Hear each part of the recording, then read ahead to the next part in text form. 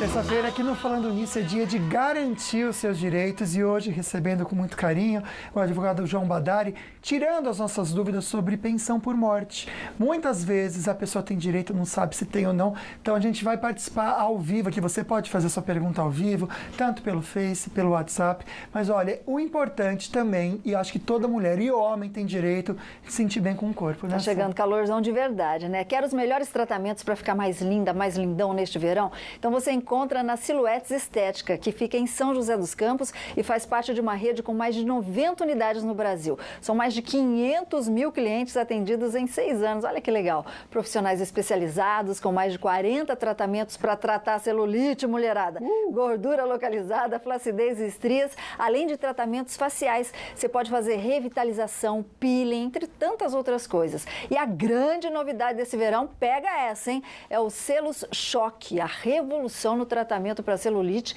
que conta aí com uma combinação de terapias de última geração. A Silhouettes Estética fica na Avenida Barão do Rio Branco, 1158, no Jardim Esplanada 2. Anota o contato, 12-3307-6131 e tem também o WhatsApp, 12991597766. Quero pegar esse tratamento novo aí, Luquinha. Pois é, chique demais para você, né, ficar linda ou bonitão também aí pro verão, né? Bom, a Natália Regina mandou uma perguntinha pra gente, bora assistir. Oi, Luquinha, boa tarde, tudo bem? Então, eu sou Natália e a minha dúvida é o seguinte, o meu marido faleceu há 3 meses e ele era contribuinte do MEI, só que o CNPJ dele foi criado em 2013 e ele pagou até outubro de 2014. De lá para cá, ele não pagou mais, estava em atraso as parcelas. E eu só vim descobrir isso após o falecimento dele. E eu fui orientada a estar recolhendo os pagamentos atrasados e estar fazendo os pagamentos. Eu fiz e já fui até o NPS e foi negado para minha filha a pensão por morte, né? Pela condição de estar em atraso. Mesmo que estando em atraso, eu queria saber se é válido eu arrumar esse advogado para estar entrando com esse processo administrativo, pela minha filha ter 10 anos ainda, entendeu? Obrigada, boa tarde. Pois é, e aí, doutor? MEI? Bom, primeiramente, boa tarde para a Natália. O recolhimento dessas contribuições pós-mortem, o INSS não aceita. Não. O que acontece? Se ele fosse seletista, se ele tivesse uma carteira de trabalho assinada, aí seria uma obrigação da empresa, não haveria problema para a pensão dele. Mas como era MEI, era obrigado ele a recolher essas contribuições. Então, não tem jeito. Tem posição jurisprudencial, ou seja, tem entendimento do judiciário dando esse direito ao segurado, mas são poucos. Eu, por exemplo, nunca consegui esse tipo de pensão. Ok, então. São Severino, nós vamos para Caraguatatuba agora. Pois é, conversar com a Bruna. Oi, Bruna, boa tarde. Oi, boa tarde, Lucas. Eu sou muito sua fã, viu? Ah, que linda. bonitinha. Obrigado pelo Obrigada. carinho. Uma terça-feira cheia de paz e saúde para vocês. Amém. Eu queria que o doutor tirasse uma dúvida minha, só que não é sobre pensão. É assim, olha, se ele puder me ajudar. Eu trabalho há 3 anos no estabelecimento, 4 horas por dia. E eu queria saber com ele se eu tenho direito em alguma coisa, final de ano, assim, entendeu? 13º, férias.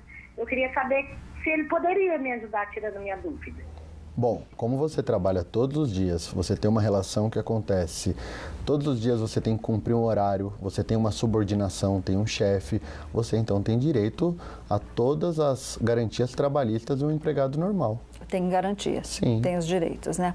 Bom, gente, só explicar uma coisinha. Tem bastante pergunta para o doutor aqui no vivo do Falando Nisso pelo Facebook. O doutor compartilhou o programa por aqui mesmo, doutor. Assim que tiver uma agendazinha, consegue responder, Claro. Viu, Luquinha? Mudar um pouquinho o assunto aqui, você sabia que os cuidados com a saúde dos olhos de crianças com síndrome de Down precisam ser redobrados? A gente aprende agora com essa dica tão importante do Instituto da Visão no quadro de Olho no Olho.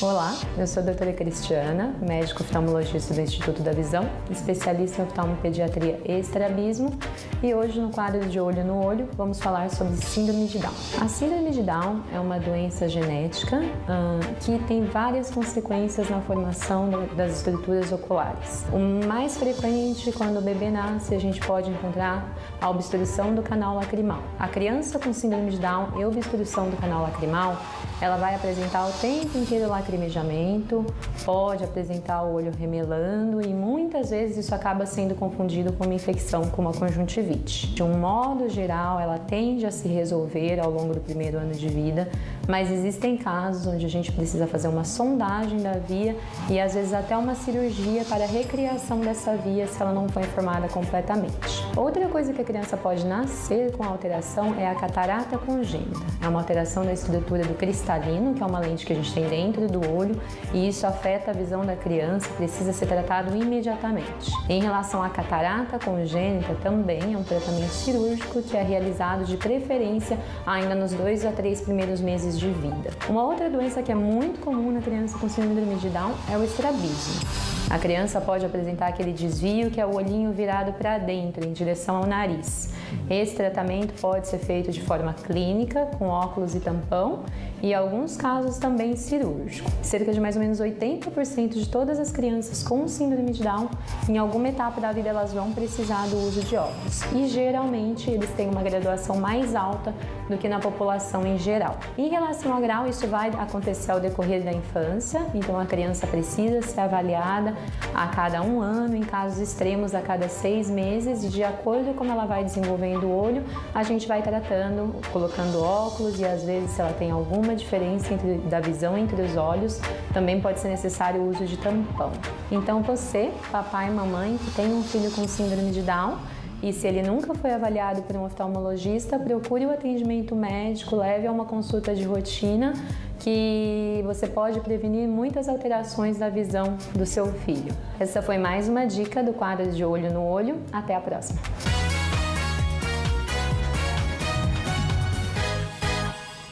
Muito legal, né? Luquinha, tem uma ligação de Taubaté. Vamos ver qual a dúvida e de quem. Alô, boa tarde. Boa tarde. Quem fala? Marilda. Oi, Mari. Fica à vontade, minha linda.